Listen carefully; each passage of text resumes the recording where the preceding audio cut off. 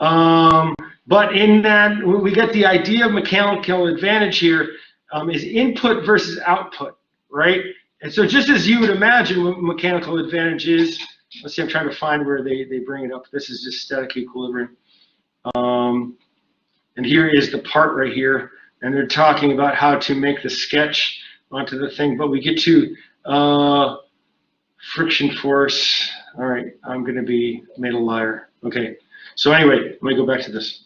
Mechanical advantage as applied to this right here is going to be essentially going to be the torque in or the torque out divided by the torque in, right? And so we want to have some advantage, or there could be a disadvantage, right? So if it requires more torque to drive the thing, then is going to then you're going to get out of it. It could be a mechanical disadvantage, right?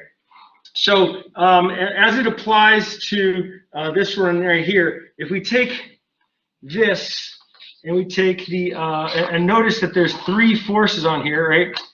There's a force here at the pin.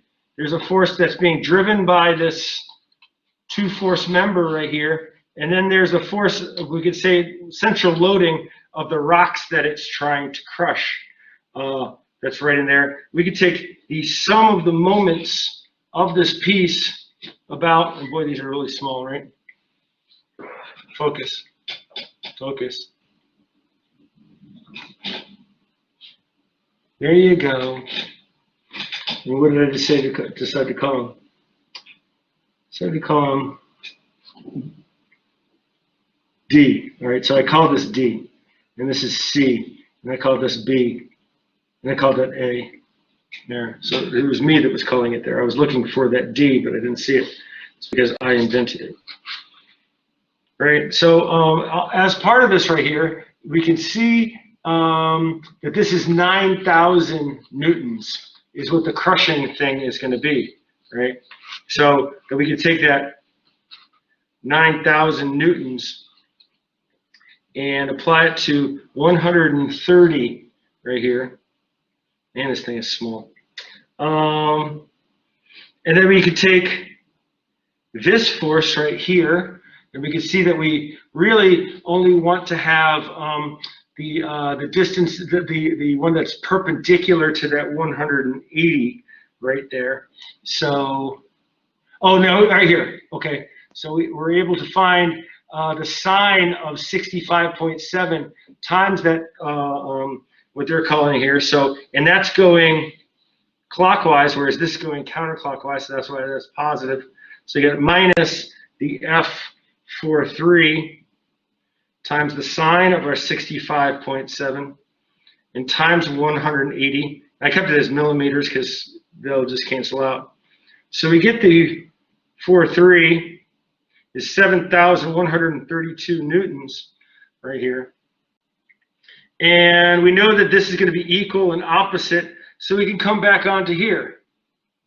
And so from that free body diagram, we can take the sum of the moments, and that's going to be about point A, because I'm calling that A right in here. And as part of that, we could take this right here, that's acting on here, and all we have is a torque right there, right? So we can figure out what that torque is going to be. So this is going to be counterclockwise, and you can also see that there's this 17.3 degrees. So we only want to have that component that's the cosine. This time's the cosine of that right there, right? So I take that, and this is 3, 4 right there. No, it's 2, 3, which is the opposite of this, right? So that's going to be equal to that.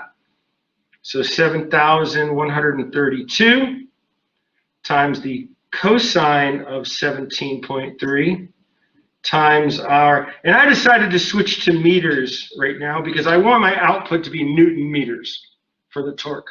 So I went ahead and put 0.06 in there, minus my T21. They decided to say this is the torque of 2 onto 1. And I don't know where they're coming up with 2 as part of that. I would call it something else. But anyway, I get the torque 2.1 is in here. And that's going to be 408.6 Newton meters. This is the input. Now I want to compare that to the output. So let's just name this as a torque, right? We'll take the perpendicular distance is really going to be only, well, okay, so, yeah, oh no, here it is, right? It already gave us the perpendicular distance. Let's say that the torque out of this thing is going to be that 9,000 times my 130, or 0.13, right? Because it's millimeters.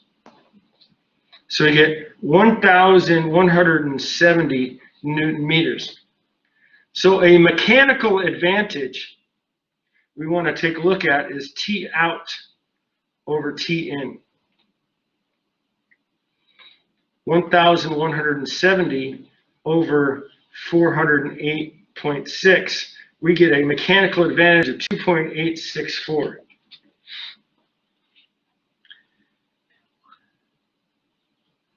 So another thing that we might want to look at is when we get to dynamics of this, right?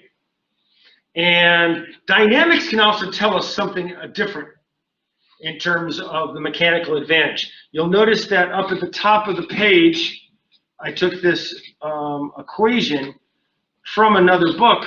They also had omegas in here. What do you think that is?